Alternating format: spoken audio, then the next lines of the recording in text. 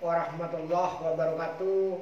Bertemu lagi dengan Turiman Corner, sebuah channel yang memberikan pencerahan kepada seluruh anak bangsa kali Indonesia dan lebih khusus lagi di Kalimantan Barat. Kali ini saya akan memberikan materi perkuliahan, satu mata kuliah dasar umum yang wajib diikuti oleh seluruh mahasiswa di perguruan tinggi, yaitu pendidikan Pancasila, yang mana file diktatnya, bahan ajarnya sudah dikeluarkan resmi oleh Dikti. Dicari saja di Google, ketik materi pendidikan Pancasila oleh TI, akan keluar. Baik, salam damai, kasih dan sejahtera untuk kita semua. Om Santi, Santi Asyih. Dan saya sampaikan salam khas Kalimantan Barat. Adil Katalino, Bak Curamin Kak Saruga, Bak Sangat Kak Jubata.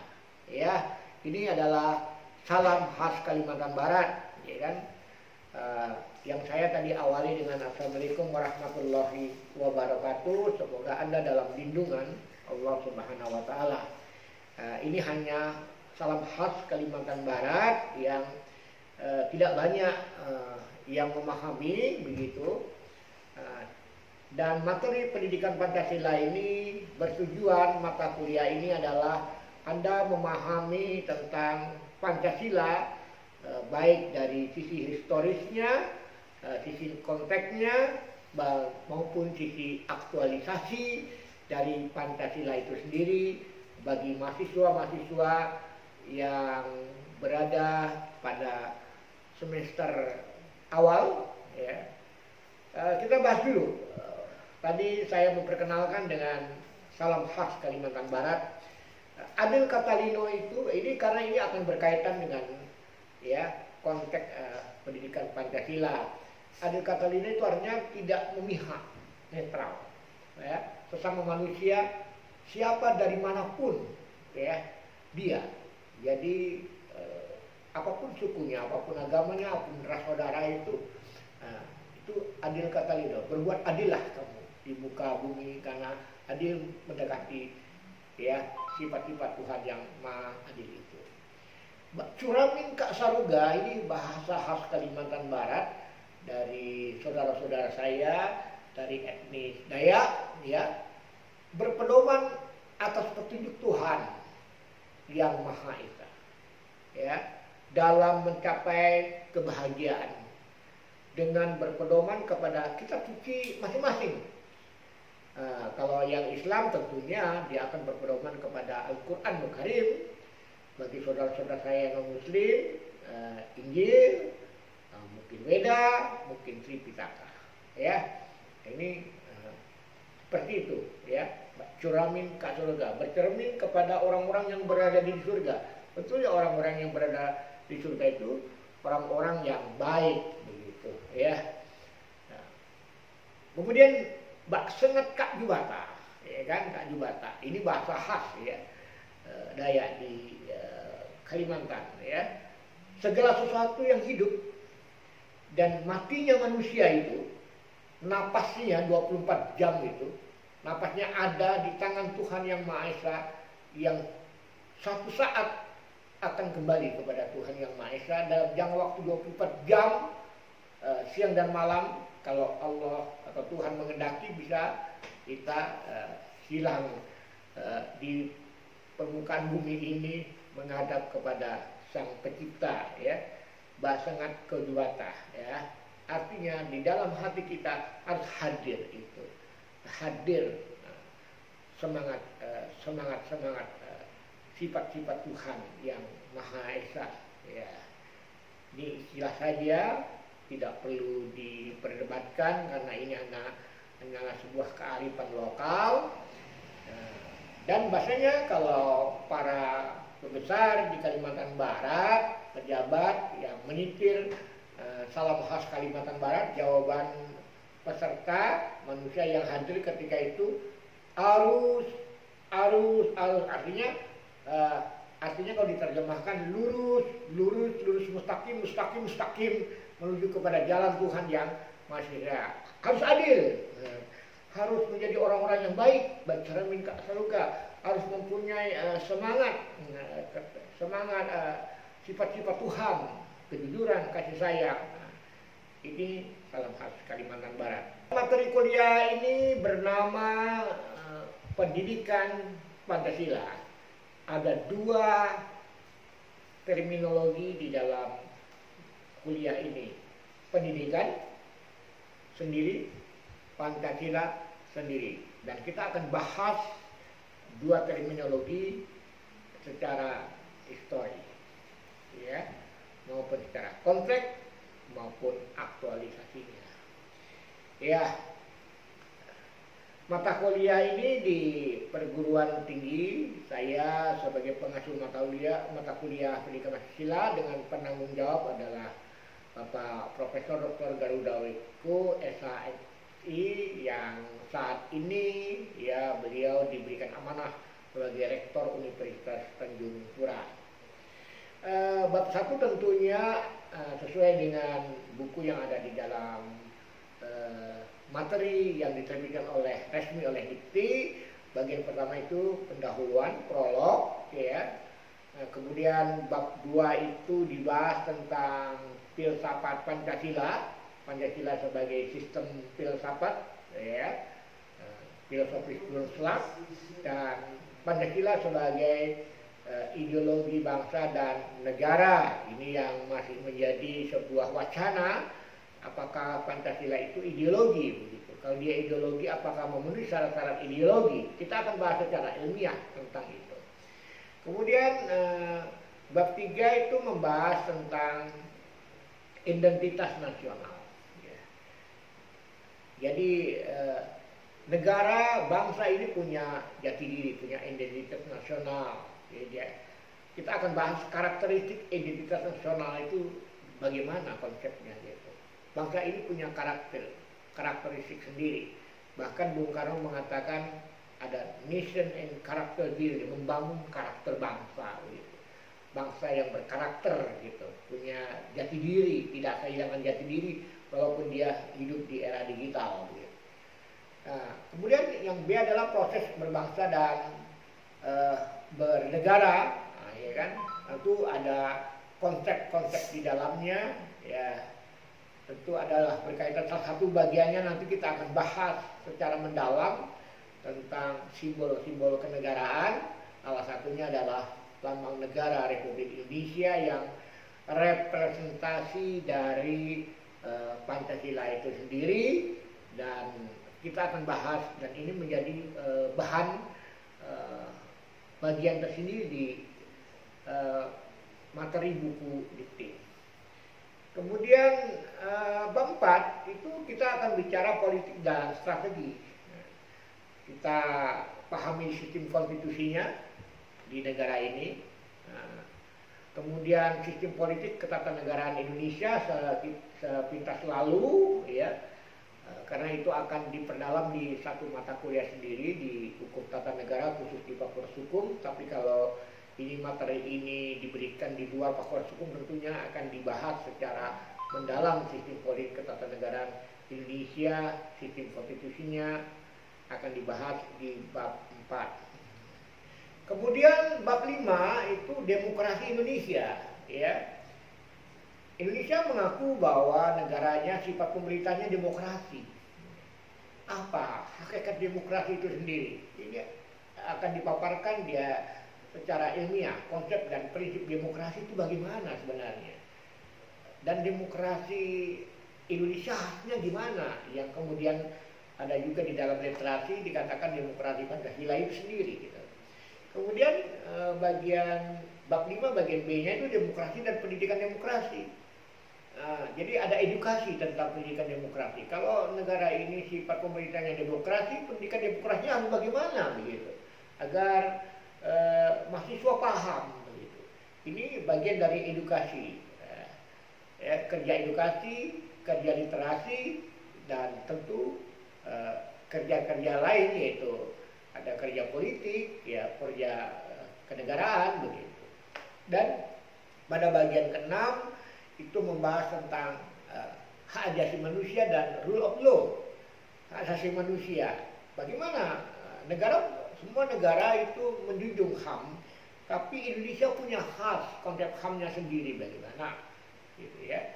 Dan rule of law, aturan main hukumnya gimana, ya akan dibahas 2 bahan kajian itu. HAM sendiri, ya tentu dengan regulasinya sendiri, dan konsep HAM Indonesia itu bagaimana, apakah sama dengan negara lain. Kemudian rule of law, aturan mainnya. Aturan mainnya gimana untuk menegakkan HAM itu sendiri, ya. Karena negara kita ini adalah bagian yang tidak berdiri sendiri, tapi kita hidup bertetangga dengan negara-negara lain, bahkan di regional negara kita juga diperhitungkan. Nah, tentu kita punya aturan main agar tidak menabrak HAM internasional begitu. Dan di bab 7 itu berbicara tentang hak dan kewajiban warga negara. Ya, hak dan kewajiban warga negara. Karena esensi dari hukum itu ada hak, ada kewajiban, ada larangan, ada sanksi. Ya. Maka akan dibahas tersendiri warga negara Indonesia. Siapa sih warga negara Indonesia itu? Apakah semua penduduk yang berada di Indonesia itu warga negara Indonesia? Nah, kemudian hak dan kewajiban warga negara Indonesia. Kalau dia adalah bagian dari warga negara Indonesia, mungkin dia punya hak dan kewajiban apa saja haknya. Ya, salah satunya misalnya kebebasan berpendapat, kebebasan berkumpul, bagaimana aturan mainnya tentang itu. Itu adalah bagian hak dan kewajiban. Nah, kemudian bab 8 mudah-mudahan ini sampai materinya tentang geopolitik Indonesia. Jadi wilayah sebagai ruang hidup. Karena negara itu kan punya wilayah begitu, sebagai ruang hidup, punya wilayah hukum, geopolitiknya gimana? Wilayah Indonesia berada di 2 samudra, diapit dengan 2 benua, tentu ada geopolitik tersendiri.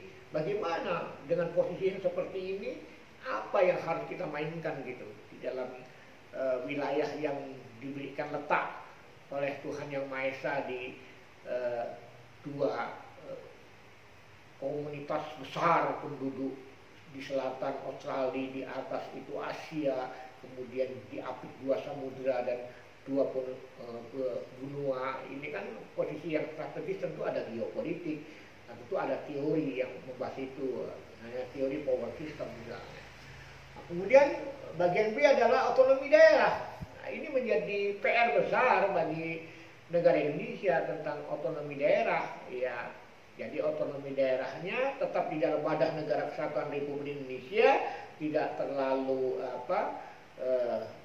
ke federal, tapi tidak terlalu juga unitaris. Jadi otonomi daerahnya khasnya Indonesia itu ya, yang kemudian di dalam literasi dikenal dengan otonomi asimetris gitu. Kemudian di bab 9 itu geostrategi Indonesia. Ya. Kalau ada geopolitik Indonesia punya geostrategi. Konsep di Asia Gatranya, di konsep Astagratanya gimana gitu. Gatra politik, gatra hukum, gatra sosial, gatra budaya gitu ya. Ini gimana?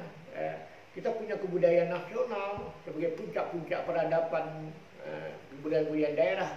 Ada puncak budaya nasional yang basisnya bagaimana membentuknya. Nah, ini kan Astagatra.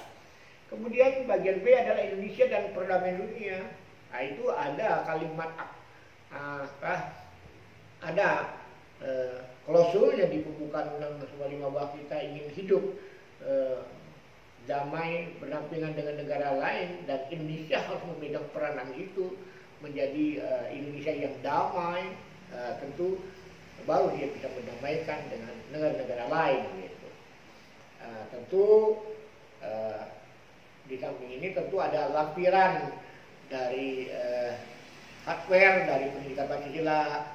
Tentu dipahami Undang-Undang Kewarganegaraan nomor 12 tahun 2006 tentang kewarganegaraan, Undang-Undang nomor 24 tahun 2009 tentang bendera, bahasa, Lambang Negara dan Lagu Kebangsaan, Undang-Undang Nomor 12 Tahun 2011 tentang pembentukan peraturan perundang-undangan, keputusan Dirjen Dikti, keputusan Direktur Jenderal Pendidikan Tinggi, Departemen Pendidikan Kementerian Pendidikan Nasional Republik Indonesia Nomor 43 Dikti 2006 tanggal 2026 di mana meletakkan mata kuliah pendidikan Pancasila sebagai mata kuliah tersendiri yang dasar dan wajib diambil oleh mahasiswa.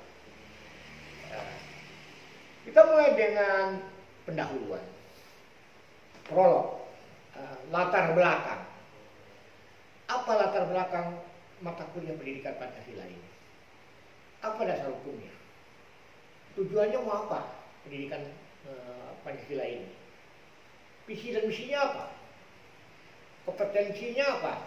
Di bagian di PKN Pendidikan Kewarganegaraan dan mata kuliah Pendidikan Kewarganegaraan. Apakah dia bagian dari mata kuliah Pendidikan Kewarganegaraan? Kok di perguruan tinggi akhirnya dibagi dua, ada mata kuliah pendidikan kewarganegaraan berdiri sendiri dan mata kuliah pendidikan Pancasila berdiri sendiri.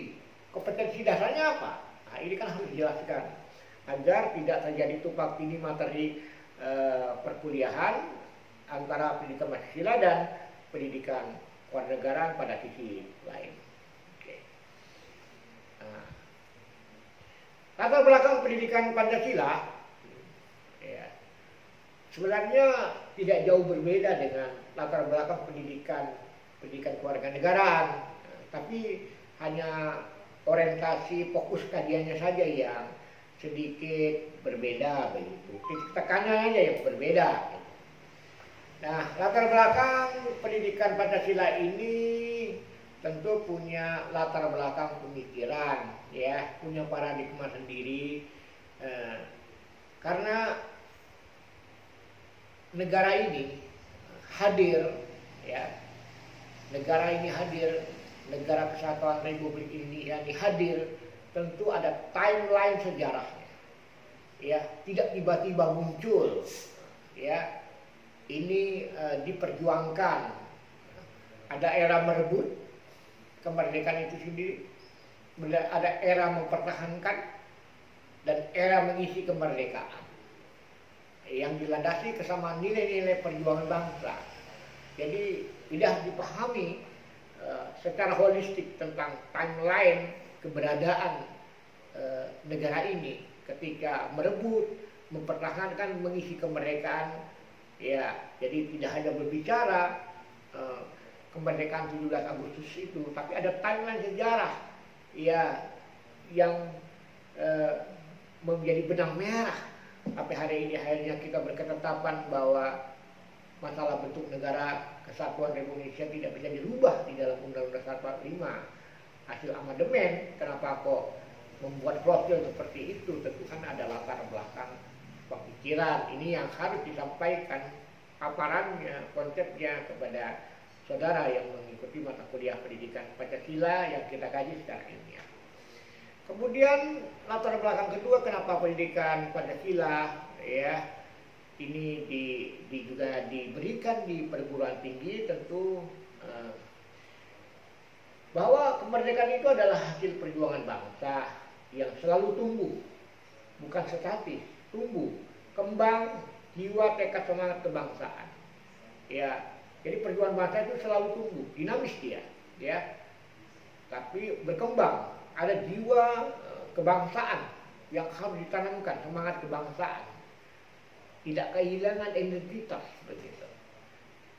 Ya, bukan meluntur, tapi dia berkembang, ya kan, mencari jati diri yang sebenarnya yang diinginkan para pendiri negara ini, yaitu baik ketika dipahami dengan timeline ketatanegaraan, historis ketatanegaraan. Ya, karena sejarah itu adalah rekod memori di mana bangsa ini bercermin. Ya.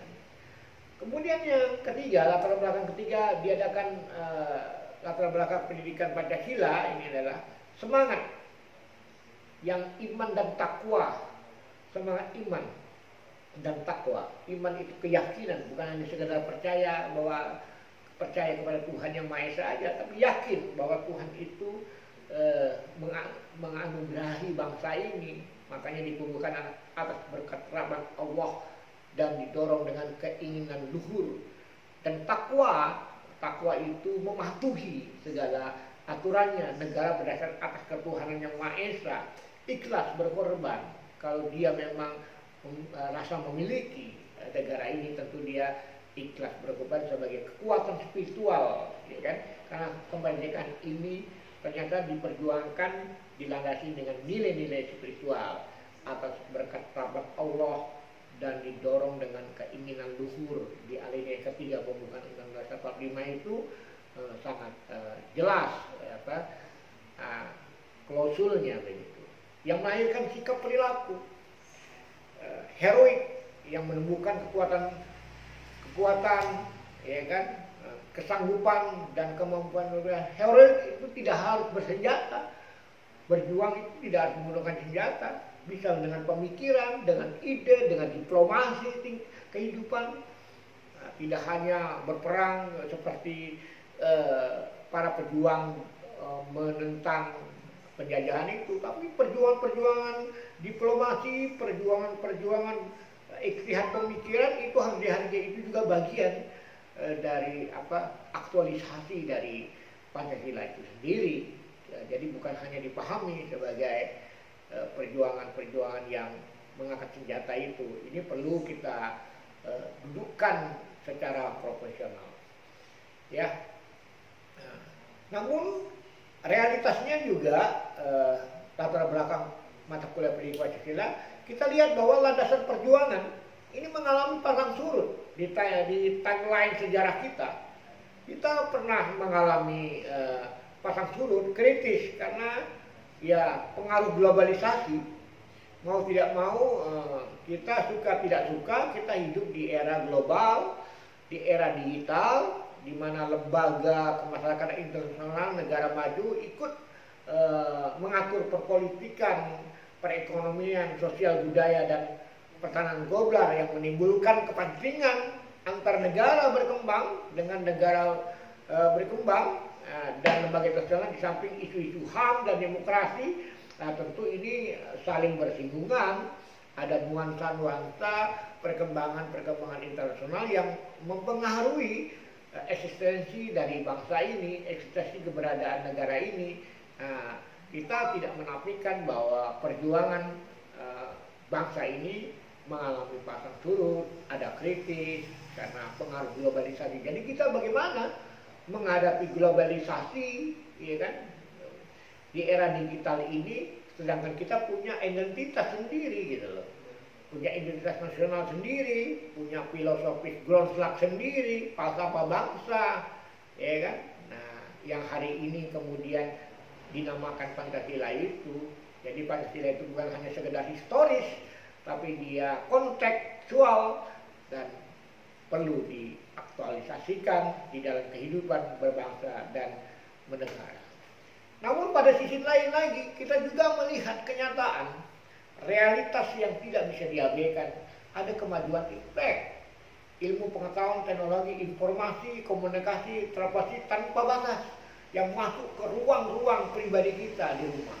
Yang hari ini pun kita gunakan untuk memberikan materi kuliah, yaitu dengan media online seperti ini. Oleh karena itu, agar ini bisa tidak hanya dipahami oleh mahasiswa hukum di Kalimantan Barat, maka saya sebagai pengasuh mata kuliah yang diberi amanah mata kuliah pendidikan Pancasila juga membuat media online dalam bentuk YouTube untuk memberikan materi kuliah ini agar bisa ada jejak digitalnya di bumi, menciptakan struktur baru, struktur global dalam kehidupan masyarakat berbangsa bernegara.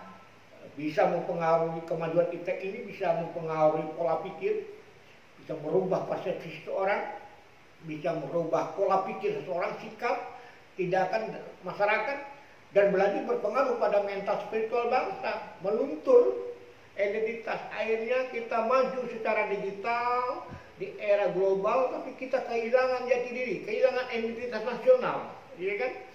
Iya, kita lupa dengan timeline sejarah kita, bahwa bangsa ini punya timeline sejarah yang luar biasa, punya peradaban yang luar biasa. Lalu kita kehilangan jati diri kita. Tentu para pendiri negara kita tidak mau bahwa kita ada sebagai manusia, tentu tidak boleh kehilangan identitas diri, sehingga kita tidak menjadi diri kita sendiri, menjadi diri orang lain. Itu berbahaya. Kalau semakin banyak orang-orang yang seperti itu yang duduk di pemerintahan atau diberi amanah oleh rakyat untuk duduk di pemerintahan, lalu tidak paham tentang ini, berbahaya. Ya. Tentu latar belakang paradigma pendidikan Pancasila di atas tentu memiliki dasar hukum, landasan hukum. Ada dalilnya, dasar hukumnya di mana? Ya. Tentu hardware-nya ada, gitu. Di samping software-nya tadi, hardware-nya ada. Hardware-nya adalah Undang-Undang Dasar Negara RI 1945 yang telah diamandemen. Ya, walaupun ada yang pro kontra tentang amandemen ini, itulah sebuah keniscayaan bahwa kita mau tidak mau, suka tidak suka, bahwa Undang-Undang 45 sudah diamandemen, begitu. Walaupun dalam bentuk adendum, misalnya pasal 36 pasal 36 jadi pasal 36A, 36B, pasal 36C, jadi ada hardware-nya sendiri. Kemudian ada Undang-Undang Sisdiknas, Undang-Undang Sistem Pendidikan Nasional nomor 20 tahun 2007 tentang kurikulum pendidikan tinggi, wajib memuat pendidikan agama, pendidikan kewarganegaraan, dan bahasa. Dan di mana pendidikan Pancasila itu bagian dari pendidikan kewarganegaraan yang memang hasil kesepakatan dipisahkan dua mata kuliah sendiri. Pendidikan kewarganegaraan berdiri sendiri, pendidikan Pancasila berdiri sendiri. Tentu regulasi yang berikutnya yang mendasari pendidikan Pancasila itu Peraturan Pemerintah nomor 19 tahun 2005 tentang Standar Nasional Pendidikan. Di pasal 9 ayat 2 menetapkan bahwa kurikulum pendidikan, bahwa kurikulum tingkat satuan pendidikan tinggi wajib, saya ulangi, kurikulum tingkat satuan pendidikan tinggi wajib memuat materi kuliah pendidikan agama, pendidikan kewarganegaraan, bahasa Indonesia dan bahasa Inggris, dan pendidikan Pancasila itu bagian yang tidak terpisahkan dari pendidikan kewarganegaraan, walaupun di dalam materi kuliah dibedakan berdiri sendiri.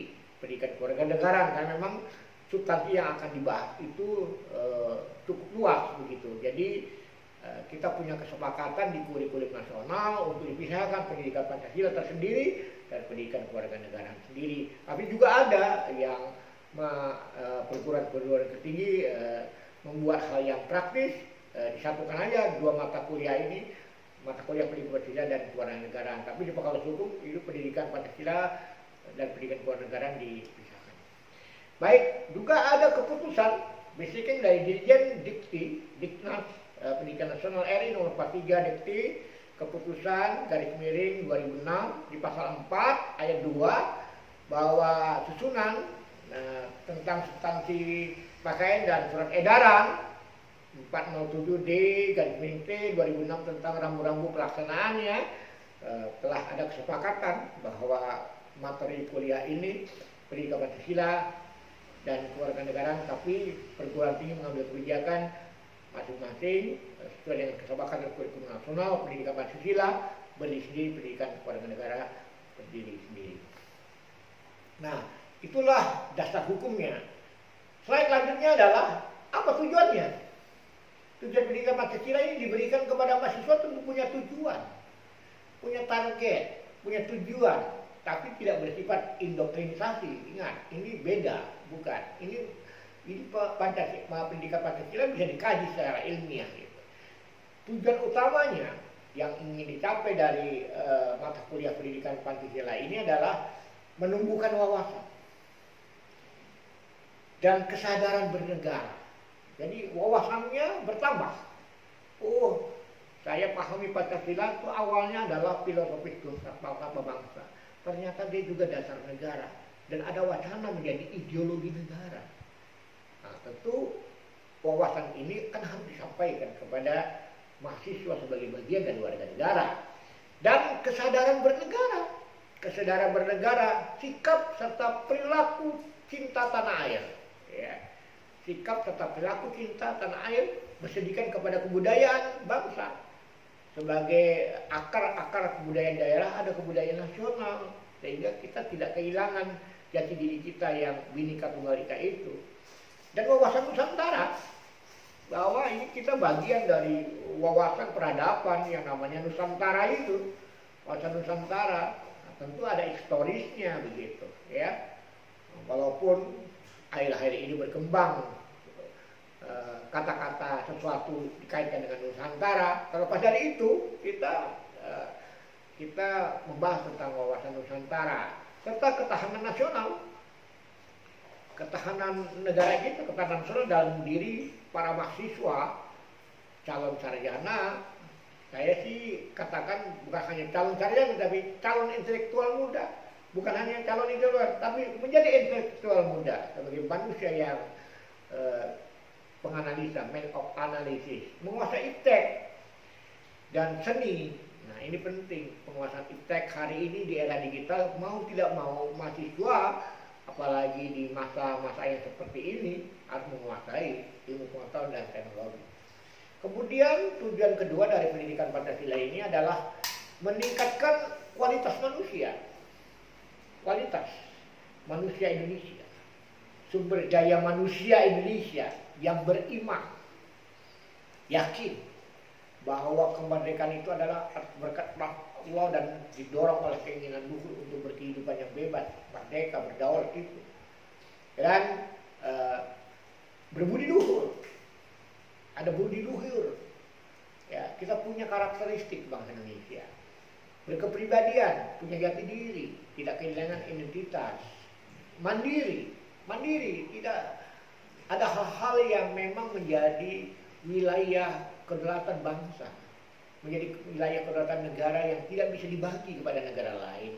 Karena itu adalah berkaitan dengan sumber daya manusia, sumber daya alam, modal sosial maupun modal alam. Maju, memang harus maju, tidak boleh mundur. Dan berdisiplin, beretos kerja, terampil, berdisiplin, beretos kerja, profesional, bertanggung jawab dan produktif, sehat jasmani dan rohani. Itu tujuan pendidikan Pancasila. Yang kedua ya, itu tujuan utama untuk meningkatkan kualitas. Tentu ada visi dan misi pendidikan Pancasila. Ya. Visinya apa? Bahwa pendidikan Pancasila tidak jauh dari pendidikan PKN dengan sumber nilai dan pedoman dalam pengembangan dan penyelenggaraan program studi dan memantapkan kepribadian mahasiswa sebagai manusia Indonesia seutuhnya. Ini visi dan misi dari pendidikan Pancasila. Jadi bagi mahasiswa yang mengambil materi kuliah ini, ya, pendidikan Pancasila maupun mata kuliah sendiri PPKN yang tidak bisa dipisahkan dengan pendidikan Pancasila, sejatinya harus juga dipahami. Walaupun dua mata kuliah ini terbedakan, sesungguhnya tidak terpisahkan begitu. Tentu kalau ada visi dan misi. Misinya apa? Mata kuliah pendidikan Pancasila ini membantu mahasiswa memantapkan kepribadian agar konsisten, istiqomah, konsisten. Bahwa di satu sisi dia sebagai mahasiswa, pada sisi lain hakikatnya dia sebagai warga negara, dan lebih dalam dia adalah sebagai manusia, mewujudkan nilai-nilai dasar agama dan kebudayaan. Nilai-nilai dasar agama dan kebudayaan. Nah, karena dasar-dasar agamanya perlu diyakini sesuai dengan keyakinan masing-masing. Namun kita tidak bisa mengabaikan bahwa kebudayaan sebuah bangsa itu adalah sebuah keniscayaan. Dan yang kedua adalah rasa kebangsaan. Dia harus bangga menjadi bangsa Indonesia. Menimbulkan rasa kebangsaan itu tidak mudah di era digital hari ini di era globalisasi, ya kan? Bagaimana melindungi rasa kebangsaan? Tentu ada kegiatan-kegiatan yang memang harus menimbulkan rasa kebangsaan. Ada hari-hari, momen-momen besar kenegaraan yang memang harus diisi dengan rasa kebangsaan itu sebagai bagian dari mewujudkan nilai-nilai dasar yang dipilih oleh bangsa Indonesia, yaitu Pancasila sebagai filosofis grundslag alkaba bangsa maupun sebagai dasar negara. Nah, tentu yang ketiga adalah cinta tanah air. Kita dalam fakta sejarah pernah melakukan pernyataan satu bangsa, satu tanah air, satu bahasa, bangsa, satu tanah air, satu bahasa, kan begitu. Ya, yang keempat, ini yang paling penting dari tiga hal yang sudah dipaparkan di atas adalah menguasai, menerapkan aplikasi dan mengembangkan iptek, ya, kapasitas iptek dan seni dengan rasa tanggung jawab. Menguasai, menerapkan, ya kan, aplikasinya dan mengembangkan ilmu pengetahuan teknologi dan seni dengan rasa tanggung jawab. Jadi jangan membuat berita-berita hoak, jangan posting-posting di media sosial sembarangan begitu. Anda menguasai iptek itu digunakan untuk tujuan-tujuan besar sehingga bermanfaat bagi diri Anda sendiri, bagi wilayah Anda sendiri, bagi negara dan bangsa. Itulah kan cita-cita bangsa kita, dan itu doa orang tua kita agar kita menjadi yang bermanfaat, karena sebaik-baiknya manusia ada yang bermanfaat bagi orang lain, bermanfaat bagi keluarganya, bagi dirinya sendiri, bagi bangsa ini. Itulah misi dari pendidikan Pancasila. Tentu ada standar kompetensi pendidikan Pancasila ini. Ya, ada kompetensinya. Apa kompetensi yang diharapkan? Yang pertama, mahasiswa memiliki wawasan. Tadi, memiliki wawasan. Kalau dia memiliki wawasan, akan timbul kesadaran berbangsa. Kalau dia sudah memiliki wawasan dan kesadaran berbangsa, tentu tujuannya untuk bela negara. Ketika negara ini dicibir oleh negara lain, ya, keberadaan eksistensinya ya dilecehkan oleh negara lain, tentu tumbuh bela negara. Tapi tentu dia harus sadar bahwa ini sebuah kesadaran berbangsa karena dia memiliki wawasan dan pola pikir, merubah pola pikir. Oh, ternyata bangsa Indonesia punya pola pikir begini untuk mewujudkan visi dan misi kemerdekaannya, dan itu diwujudkan di dalam sikap, ya, tidak hanya sikap, perilaku sebagai pola tindak cinta tanah air, ya. Bahkan ada cinta tanah air itu adalah sebagian dari iman, begitu kan, gitu. Aksiomanya kan begitu, ya kan, kita sering dengar itu. Nah, yang kedua ini yang penting, membekali iptek, ilmu pengetahuan teknologi dan seni atau seni, ya, berlandaskan kepada nilai Pancasila,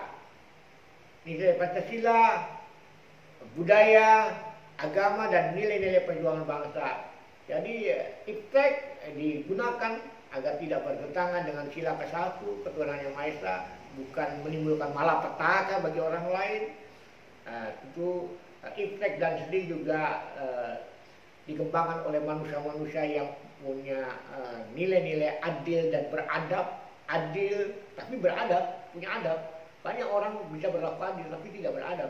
Banyak orang beradab tapi tidak bisa berlaku adil. Maka dua-dua itu adalah sila kedua itu memang harus diimplementasikan dua-duanya begitu. Bukan sesuatu yang terpisahkan secara diametral, tapi terbedakan tapi tidak terpisahkan. Ya, nilai-nilai perjuangan bangsa untuk dijadikan panduan, dapat mewarnai keyakinan dan pegangan hidup sebagai warga negara. Oh, ternyata bangsa Indonesia ini punya visi dan misi, punya target Indonesia Emas 50 tahun yang akan datang, 70 tahun yang akan datang, 100 tahun yang akan datang bangsa ini mau kemana begitu. Kopadis bangsa Indonesia, Kopadis negara ini mau dibawa kemana. Itu. Inilah, dan mata kuliah tentang pendidikan Pancasila di negara lain juga ada dengan karakteristiknya sendiri. Begitu. Ya, nah, kemudian menumbuhkan kompetensi saya adalah menumbuhkan wawasan dan kesadaran bernegara. Wawasannya bertambah dengan harapan ada kesadaran bernegara. Ya. Dia sadar akan hak dan kewajibannya. Tidak hanya sadar haknya, tapi dia sadar kewajibannya. Nah, yang paling penting adalah sikap perilaku cinta tanah air yang bersendikan kebudayaan bangsa, wawasan Nusantara dan tanah nasional yang menjadikan mahasiswa mampu menguasai istiqlal seni.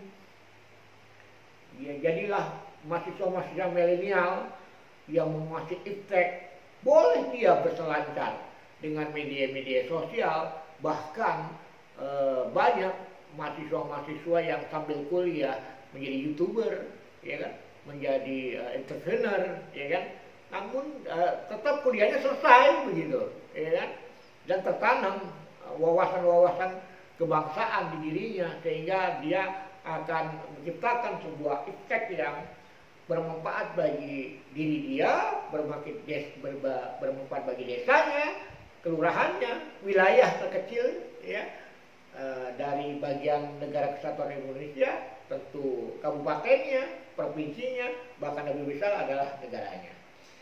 Dan menumbuhkan wawasan warga negara dalam persahabatan, ya, pengertian antar bangsa, perdamaian serta kesadaran bela negara, bersikap, berperilaku, bersendikan kepada nilai budaya bangsa, wawasan Nusantara dan ketahanan nasional itu penting, gitu.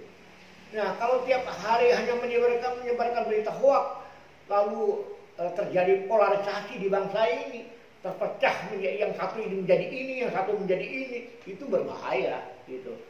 Padahal sila ketiganya kan bunyinya persatuan Indonesia. Lalu yang realitasnya yang terjadi bukan persatuan Indonesia tapi terpecah belah.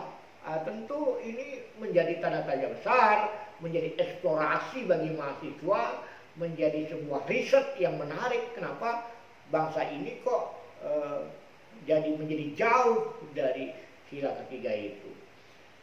Nah, jadi kompetensi dasarnya menjadi ilmuwan dan profesional yang memiliki rasa kebangsaan dan cinta tanah air, itu penting.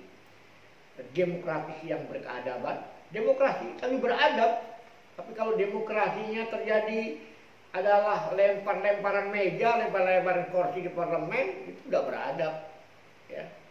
Di dalam keluarga aja kalau lempar-lemparan piring, lempar-lemparan kursi itu tidak beradab, apalagi dalam sebuah wilayah yang sangat besar yang namanya negara dan bangsa.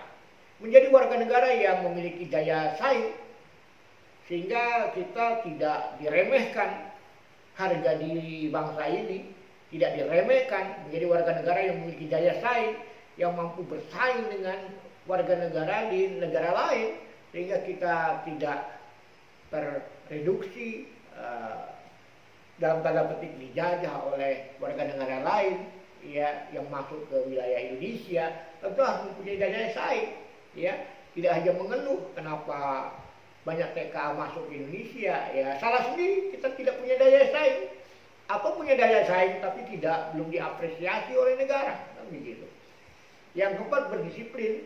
Semua bangsa yang besar itu diawali dengan disiplin, ya, disiplin waktu, disiplin tempat, ya, disiplin perilaku, tidak membuang sampah sembarangan misalnya. Disiplin itu menimbulkan sebuah kerapian, punya identitas, ya kan. Kenapa kita kagum dengan negara lain? Kenapa bangsa ini, warga negara ini kalau ke negara lain begitu patuh, tidak membuang sampah sembarangan di negara lain, tidak merokok, lalu mengantri menunggu taksi online, ya, ada di tempat-tempat pemberhentian, tapi kembali ke Indonesia lalu perilakunya tidak disiplin, ada sesuatu something wrong, ada sesuatu kekeliruan memahami nilai-nilai kebangsaan itu. Ya, kelima, berpartisipasi aktif dalam membangun kehidupan yang damai berdasarkan sistem nilai Pancasila. Ya, jadi Pancasila itu bukan hanya dipetikkan secara heroik, kami Pancasila, bukan. Kami lebih Pancasila dari Anda, bukan. Pahami Pancasila itu status hukumnya apa di Indonesia. Dia sebagai falsafah bangsa yang disepakati ketika dia masuk ke Undang-Undang Dasar menjadi dasar negara, dan hari ini menjadi wacana, menjadi ideologi bangsa, ideologi negara. Nah, yang masih menjadi wacana, rancangan undang-undangnya menimbulkan polemik. Nah, tentu kita sebagai warga negara, ya kan, harus paham bahwa Pancasila ini bebas nilai atau terikat dengan sebuah nilai. Kalau bebas nilai, bagaimana? Kalau terikat dengan sebuah nilai, nilai apa? Misalnya nilai ke-1, nilai ketuhanan. Nah, Tuhan itu kan maha adil, tentunya. Ya kan, warga negara yang punya adil dan beradab itu harus memperjuangkan yang maha adil, yaitu menegakkan keadilan dan berkeadaban. Nah, tapi dalam memperjuangkan tentu dia harus bersindikan kepada persatuan Indonesia, bukan memecah belah. Bagaimana caranya? Bermusyawarah. Sila keempat. Ya, bermusyawarah dalam perwakilan. Ya, untuk apa itu semuanya? Ya, untuk serta di dalam pembukaan alinea keempat, serta mewujudkan keadilan sosial bagi seluruh rakyat Indonesia. Di situ ada kata serta yang tidak sama sebangun dengan bunyi Pancasila. Jadi serta mewujudkan. Ada action, ada hardware, ada software, ada aplikasi. Ya, hardware kita sudah punya. Semua regulasi peraturan perundang-undangan itu kalau disusun itu setinggi gedung bertingkat, tapi bunyi enggak regulasi itu di dalam realitasnya. Softwarenya mana? Begitu. Ya. Aplikasinya mana? Jangan-jangan kita menggunakan aplikasi negara lain atau aplikasi bangsa lain. Kita punya hardware sendiri, punya software sendiri, Pancasila dengan berbagai peraturan perundangan penjabaran dari Pancasila sebagai sumber hukum negara, lalu menggunakan aplikasi negara lain yang nggak nyambung, begitu, ya kan itu. Nah, ini berpartisipasi aktif dalam membangun kehidupan yang damai berdasarkan sistem nilai Pancasila, ya. Nah, ini materi Pancasila yang bagian pertama, ya. Ya, jadi endingnya adalah khusus memiliki sikap mental yang bersifat cerdas, penuh tanggung jawab. Dengan berlaku iman dan takwa kepada Tuhan Yang Maha Esa, menghayati mengamalkan nilai-nilai falsafah bangsa sebagai bagian dari falsafah kehidupannya sesuai dengan keyakinan masing-masing, berbudi pekerti luhur, berdisiplin dalam kehidupan masyarakat bernegara dan berbangsa, bersikap rasional, ya, dinamis, sadar akan hak dan kewajiban sebagai warga negara, bersikap profesional. Hari ini dibutuhkan orang-orang yang sumber daya manusia yang profesional, dijiwai kesadaran berbangsa dan bernegara. Yang kelima, aktif memanfaatkan iptek dan seni untuk kepentingan kemanusiaan bangsa dan negara. Semua masalah bisa didekati dengan berbagai seni, dan seni itu bisa mempersatukan nilai-nilai yang beragam itu dan menguasai iptek, ilmu pengetahuan dan teknologi untuk berinovasi. Demikian mata kuliah pendidikan Pancasila bagian pertama. Semoga saudara pahami. Jangan lupa Anda komentar di channel ini, Turiman Corner, dan like, share, and subscribe. Dan sekali lagi, akal sehat ternyata tidak cukup, menggunakan akal merdeka. Terima kasih, sampai jumpa dengan bagian pendidikan Pancasila bagian kedua bersama Turiman Corner.